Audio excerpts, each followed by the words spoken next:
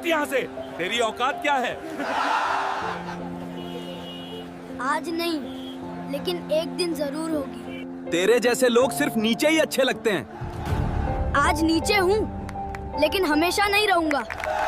सड़क पर जूते पॉलिश करने वाला ये लड़का जिसकी माँ इलाज के बिना मर गई, आज वही करोड़ों का मालिक है। लेकिन उसकी कहानी का सच आपको हिला देगा।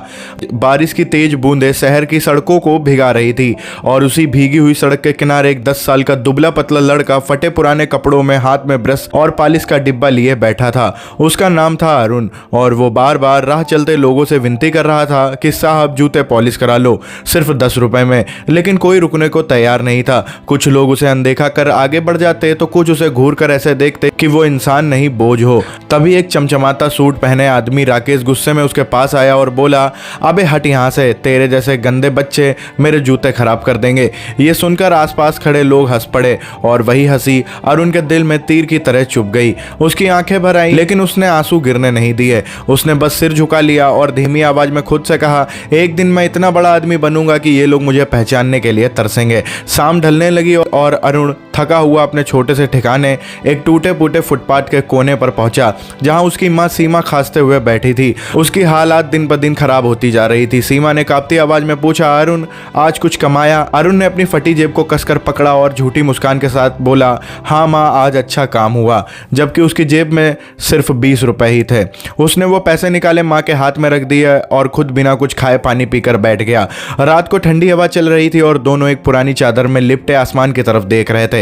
तभी अरुण ने धीरे से कहा, माँ एक दिन मैं इतना बड़ा आदमी बनूंगा, बहुत बड़ा, फिर तुझे कभी दर्द नहीं होगा। सीमा ने कमजोर मुस्कान के साथ उसके सिर पर हाथ रखा और कहा, मुझे तुझ पर भरोसा है बेटा, लेकिन किस्मत को शायद ये मंजूर नहीं था। उसी रात सीमा की तबीयत अचानक बिगड़ गई। वो जमीन पर गिर पड़ी। अरुण घबरा गया और बोला, माँ उठो। उसने उसे हिलाया, पानी डाला, लेकिन कोई जवाब नहीं आया। आसपास खड़े लोगों ने कहा, अस्पताल ले जा, लेकिन अरुण के पास पैसे नहीं थे। वो भागता हुआ सड़क पर आया और हर गुजरते इंसान से चिल्लाकर बोला, कोई मेरी माँ को बचा लो, मैं जिंदगी भर आपके जूते साफ करूंगा। लेकिन उस रात शहर सो रहा था और उसकी आवाज किसी ने नहीं सुनी। कुछ देर बाद जब वो वापस लौटा तो उसकी माँ की सांसें थम चुकी थी। अरुण वहीं जमीन पर बैठ गया। उसकी दुनिया उसी पल खत्म हो गई। उसने अपनी माँ का ठंडा हाथ पकड़कर रोते हुए कहा, मैंने वादा किया था माँ, मैं बड़ा आदमी बनूंगा, अब मैं ये वादा जरूर पूरा करूंगा। अगले दिन उसने अपनी माँ का अंतिम संस्कार किया, अकेले, बिना किसी के सहारे के। और उसी दिन उसने अपनी जिंदगी का सबसे बड़ा फैसला लिया, अब मैं गरीब नहीं रहूंगा। इसके बाद उसका हर दिन एक जंग बन गया। सुबह से रात तक वो जूते पॉलिश करता, हर ग्राहक से सीखने की कोशिश करता, वो लोगों की बातों को ध्यान से सुनता, कौन क्या बिजनेस करता है, पैसा कैसे बनता है। एक दिन वो बुजुर्ग आदमी रमेश उसके पास आया और बोला, बेटा तू पढ़ाई क्यों नहीं करता? अरुण ने हल्की सी कड़वी हंसी के साथ जवाब दिया, साहब पेट भरना जरूरी है, सपने बाद में आते हैं। रमेश उसकी बात सुनकर कुछ देर तो चुप रहा और फिर बोला, अगर मैं तुझे पढ़ने का मौका दूं तो? अरुण की आंखों में पहली बार उम्मीद की चमक आई, लेकिन उसने खुद को संभालते हुए कहा, मैं मेहनत करूंगा, मौका चाहिए बस। उस दिन के बाद उसकी जिंदगी धीरे धीरे बदलने लगी। दिन भर वो जूते पॉलिश करता और रात में वो मोहल्ले की लाइट के नीचे बैठकर पढ़ाई करता। कई बार लोग उसे देखकर हंसते और कहते, अरे पॉलिश वाला पढ़ेगा। लेकिन अब अरुण को किसी की हंसी से फर्क नहीं पड़ता था। उसके अंदर एक आग जल चुकी थी। साल बीतते गए और वो लड़का जो कभी 10 रुपए के लिए तरसता था, अब सपनों के लिए लड़ रहा था। लेकिन कहानी यहीं खत्म नहीं होती, क्योंकि असली तूफान आना अभी बाकी था। माँ की मौत के बाद अरुण के अंदर कुछ हमेशा के लिए बदल गया था। अब वो वही मासूम लड़का नहीं रहा था जो हर बात पर रो पड़ता था, बल्कि उसकी आंखों में एक ठंडी आग बस चुकी थी। एक ऐसा जुनून जो उसे किसी भी हालात में बड़ा आदमी बनने के लिए ढकेल रहा था। हर सुबह सूरज उगने से पहले वो उठ जाता, अपनी पुरानी पॉलिश की डिब्बी उठाता और सड़क पर निकल पड़ता। लेकिन अब वो सिर्फ जूते नहीं चमका रहा था, वो लोगों की जिंदगी को पढ़ रहा था। उनके कपड़े से उनकी हैसियत, उनकी बातों से उनका बिजनेस और उनके व्यवहार से उनके राज समझने लगा। एक दिन वही पुराना आदमी राकेश फिर उसके सामने आया, महंगे जूते, बड़ी गाड़ी और वही घमंडी अंदाज। और वो बोलता है, ओए लड़के जल्दी कर, मेरे पास टाइम नहीं है। अरुण ने बिना कुछ कहे उसके जूते पॉलिश करना शुरू किया, लेकिन इस बार उसका हाथ नहीं, उसका दिमाग काम कर रहा था। उसने धीरे से पूछा, साहब आप इतना पैसा कैसे कमाते हो? राकेश हंस पड़ा और बोला, तू करेगा क्या जानकर, तेरी औकात है? आसपास खड़े लोग फिर हंस पड़े, लेकिन अरुण अरुण ने सिर उठाकर पहली बार उसकी आंखों में आंखें डालकर कहा, आज नहीं लेकिन एक दिन मेरी भी होगी।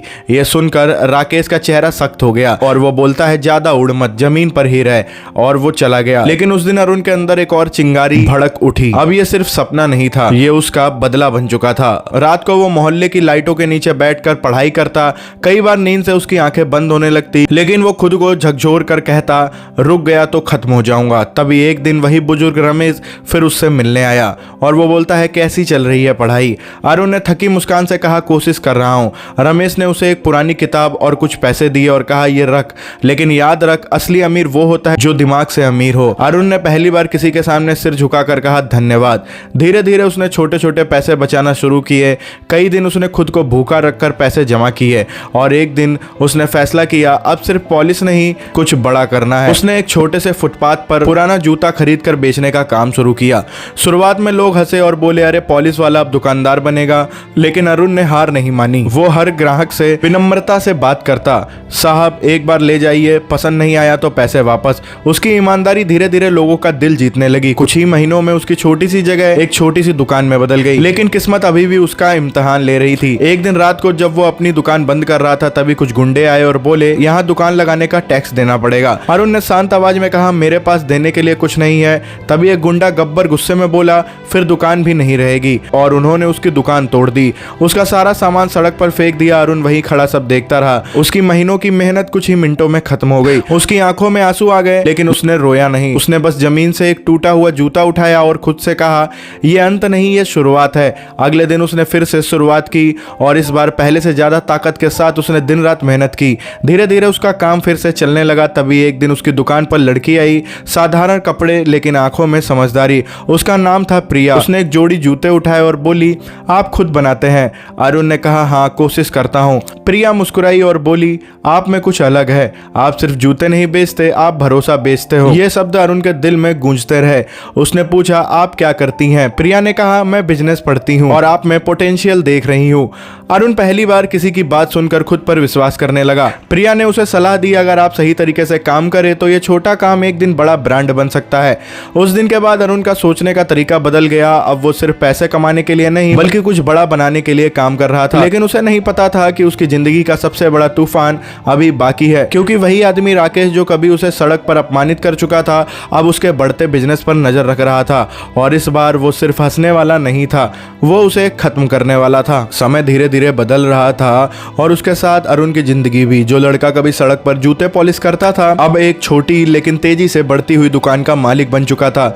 लोग अब उसे अरुण भाई कहकर बुलाते थे और उसकी मेहनत की मिसाल देते थे। उसकी दुकान में भीड़ बढ़ने लगी थी और उसका काम अब सिर्फ जूते बेचने तक सीमित नहीं रहा था। वो खुद डिजाइन बनाता, सस्ते में अच्छा माल देता और हर ग्राहक के साथ ऐसा व्यवहार करता जैसे वो कोई खास इंसान हो। एक दिन उसकी दुकान पर वही लड़की प्रिया फिर आई और मुस्कुराते हुए बोली, मैंने कहा था ना, आप कुछ बड़ा कर सकते हैं। अरुण ने हल्की सी मुस्कान के साथ जवाब दिया, आपकी बात मान ली, अब रुकने का मन नहीं करता। प्रिया ने उसे कुछ बिजनेस आइडियाज दिए और कहा, अगर आप ऑनलाइन बेचे, ब्रांड बनाए तो ये काम बहुत आगे जा सकता है। अरुण ने पहली बार ब्रांड शब्द को अपने लिए महसूस किया। उसने दिन रात मेहनत शुरू की। कुछ ही महीनों में उसकी 2 और दुकानें खुल गईं। लोग उसकी कहानी सुनकर प्रेरित होने लगे, लेकिन जहां सफलता होती है वहां जलन भी जन्म लेती है। वही पुराना आदमी राकेश जो शहर का बड़ा व्यापारी था, अब अरुण की बढ़ती सफलता से परेशान हो चुका था। उसने अपने आदमी विक्रम से कहा, यह लड़का ज्यादा उड़ने लगा है, इसे नीचे लाना पड़ेगा। विक्रम ने हंसते हुए जवाब दिया, एक झटका देंगे खुद ही गिर जाएगा। और यहीं से शुरू हुआ वो खेल जो अरुण की जिंदगी को हिला देने वाला था। एक रात अरुण अपनी सबसे बड़ी दुकान बंद कर घर लौट रहा था कि अचानक उसे फोन आया, आपकी दुकान में आग लग गई है। अरुण के पैरों तले जमीन खिसक गई। वो भागता हुआ वहां पहुंचा और देखा उसकी मेहनत, उसके सपने सब आग में जल रहे थे। लोग इकट्ठा थे लेकिन कोई कुछ भी नहीं कर पा रहा था। अरुण वही घुटनों के बल बैठ गया और बोला, ये कैसे हो गया? उसकी आंखों में आंसू थे, लेकिन इस बार ये सिर्फ दर्द के नहीं बल्कि टूट जाने के आंसू थे। अगले दिन खबर फैली, अरुण का बिजनेस खत्म। लोग बातें करने लगे, किस्मत खराब थी, ज्यादा उड़ गया था। अरुण पूरी तरह बिखर चुका था। तभी प्रिया उसके पास आई और बोली, हार मत मानो, ये अंत नहीं है। लेकिन अरुण ने टूटे हुए स्वर में कहा, सब खत्म हो गया प्रिया, मेरे पास कुछ नहीं बचा। प्रिया ने उसका हाथ पकड़कर कहा, तुम्हारे पास तुम हो और तुम्हारा हौसला भी। लेकिन किस्मत का सबसे बड़ा झटका लगना अभी बाकी था। कुछ दिनों बाद अरुण को पता चला कि उसके बिजनेस के सारे कागज, जमीन के दस्तावेज और बैंक अकाउंट्स किसी और के नाम पर ट्रांसफर ट्रांसफर हो चुके हैं। वो हैरान रह गया और बोला ये कैसे हो सकता है। वो तुरंत ऑफिस गया और वहां उसने जिस नाम को देखा उसे देखकर उसकी सांसें रुक गई। वो नाम था प्रिया। वही प्रिया जिसने उसे कभी सपने दिखाए, वही प्रिया जिसने उसका साथ दिया। अरुण की दुनिया एक बार फिर टूट गई। उसने गुस्से और दर्द से कांपते हुए प्रिया को फोन किया और बोला तुमने मेरे साथ ऐसा क्यों किया। प्रिया कुछ पल चुप रही और फिर बोली तुम समझ नहीं पाओगे। अरुण चिल्लाया और बोला समझाओ मुझे, लेकिन फोन कट हो गया। उस पल अरुण के अंदर सब कुछ खत्म हो गया, प्यार, भरोसा, उम्मीद, सब कुछ। अब उसके पास ना पैसा था, ना बिजनेस, ना कोई अपना। वो फिर उसी सड़क पर खड़ा था जहां से उसने शुरुआत की थी, लेकिन इस बार फर्क ये था कि पहले वो गरीब था, अब वो टूटा हुआ था। रात को वो अकेला बैठा आसमान की तरफ देख रहा था और धीमी आवाज में बोला भगवान क्या यही मेरी किस्मत है। उसकी आंखों में आंसू बह रहे थे, लेकिन उसी पल उसके अंदर एक पुरानी आवाज गूंजी, रुक गया तो खेल खत्म हो जाएगा। उसने अपनी मुट्ठी कस ली और धीरे से खड़ा हुआ और बोला नहीं, अब नहीं, इस बार मैं गिरा नहीं हूँ, मुझे गिराया गया है और अब मैं वापस उठूंगा इतना ऊपर कि कोई मुझे फिर छू भी नहीं पाएगा। लेकिन उसे नहीं पता था कि जिस धोखे ने उसे तोड़ा है उसी में उसकी सबसे बड़ी ताकत छुपी है और प्रिया की सच्चाई अभी सामने आना बाकी है। रात के सन्नाटे में जब पूरा शहर सो रहा था, अरुण सड़क के उसी कोने पर बैठा था जहां से उसकी कहानी शुरू हुई थी। लेकिन इस बार उसकी आंखों में आंसू नहीं थे, सिर्फ खामोशी और गुस्सा था। उसने अपनी मुट्ठी कसते हुए खुद से कहा अब खेल खत्म नहीं, शुरू हुआ है। अगले ही दिन उसने फैसला किया कि वो सच जाने बिना हार नहीं मानेगा। वो सीधे प्रिया के घर पहुंचा। दरवाजा खुला और सामने खड़ी थी वही प्रिया, लेकिन इस बार उसकी आंखों में वो नरमी नहीं थी। अरुण ने गुस्से में कहा तुमने मेरे साथ धोखा क्यों किया। कुछ पल के लिए सन्नाटा छा गया। फिर प्रिया ने गहरी सांस ली और बोली जो दिख रहा है वो सच नहीं है। अरुण चिल्लाया और बोला तो सच क्या है। तभी पीछे से एक आवाज आई, सच जानना है तो हिम्मत भी रखनी पड़ेगी। अरुण ने मुड़कर देखा और पीछे था वही रमेश, वही बुजुर्ग जिसने कभी उसकी मदद की थी। अरुण हैरान रह गया और बोला आप यहाँ। रमेश ने धीरे से कहा क्योंकि अब वक्त आ गया है सच सामने आने का। प्रिया की आंखों में आंसू आ गए और वो बोलती है मैंने तुम्हें धोखा नहीं दिया अरुण, मैंने तुम्हें बचाया है। अरुण एक पल के लिए ठहर गया और बोला क्या मतलब। प्रिया ने बताया राकेश तुम्हारे बिजनेस को खत्म करने वाला था, वो तुम्हें बर्बाद कर देता, इसीलिए मैंने तुम्हारे सारे एसेट्स अपने नाम कर लिए ताकि वो उन्हें कभी छू भी ना सके। अरुण चुप रह गया और बोला तो फिर आग। रमेश ने कहा वो भी राकेश का ही काम था। अरुण की आंखों में गुस्से की आग भड़क उठी और वो बोला उसने मेरी जिंदगी जला दी। प्रिया ने उसका हाथ पकड़कर कहा लेकिन तुम्हारी मेहनत नहीं जला पाया। फिर उसने एक फाइल अरुण के सामने रखी और बोला ये देखो। अरुण ने कांपते हाथों से फाइल खोली और उसकी आंखें फैल गईं।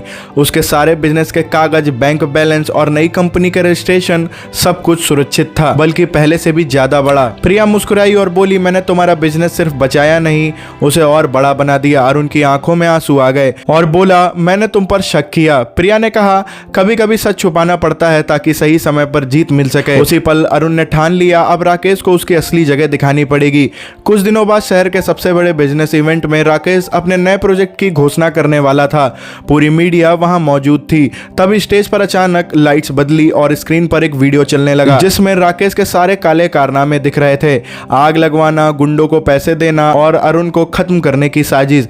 भीड़ में हड़कंप मच गया। राकेश घबरा गया और बोला ये किसने किया। तभी पीछे से एक आवाज आई, जिसे तूने सड़क का कीड़ा समझा था। सबकी नजरें मुड़ी। स्टेज पर खड़ा था अरुण, अब एक साधारण लड़का नहीं बल्कि एक कॉन्फिडेंस पावरफुल बिजनेसमैन। उसने माइक उठाया और कहा तूने सोचा कि मैं खत्म हो जाऊंगा, लेकिन तू भूल गया मैं उसी सड़क से उठा हूं जहां गिरकर भी लोग उठना सीखते हैं। पुलिस ने वहीं राकेश को गिरफ्तार कर लिया। पूरे हॉल में तालियां गूंज उठी। मीडिया चिल्लाने लगी ये है असली कहानी, एक पुलिस वाले से करोड़पति बनने तक। कुछ महीनों में अरुण का नाम पूरे देश में फैल गया। उसकी कंपनी एक बड़ा ब्रांड बन चुकी थी। हजारों लोग उसके यहाँ काम करने लगे। लेकिन सबसे बड़ा पल तब आया जब वो उसी सड़क पर वापस गया जहां से सब शुरू हुआ था। उसने वहां खड़े एक छोटे से बच्चे को देखा जो जूते पॉलिश कर रहा था। बच्चा बोला साहब पॉलिश करा लो। अरुण मुस्कुराया, नीचे बैठा और बोला नहीं, आज मैं तुझे कुछ देने आया हूं। उसने बच्चे के हाथ में पैसे नहीं बल्कि एक मौका रखा और बोला पढ़ना है बेटा। बच्चे की आंखों में चमक आ गई और बोला हाँ। अरुण ने कहा तो चल, आज से तेरी जिंदगी बदलनी है। दूर खड़ी प्रिया ये सब देख रही थी। उसकी आंखों में खुशी थी। अरुण उसके पास आया और धीरे से बोला तुमने मुझे गिरने से नहीं बचाया बल्कि तुमने मुझे उड़ना सिखाया। प्रिया मुस्कुरा दी और उसी पल अरुण ने आसमान की तरफ देखा जैसे अपनी माँ से कह रहा हो मैंने वादा पूरा कर दिया। हवा हल्के से चली और ऐसा लगा जैसे कहीं से एक आवाज आई, मुझे तुम पर गर्व है बेटा। और यही थी उस लड़के की कहानी जो कभी सड़क पर जूते पॉलिश करता था और आज करोड़ों दिलों का हीरो बन चुका था।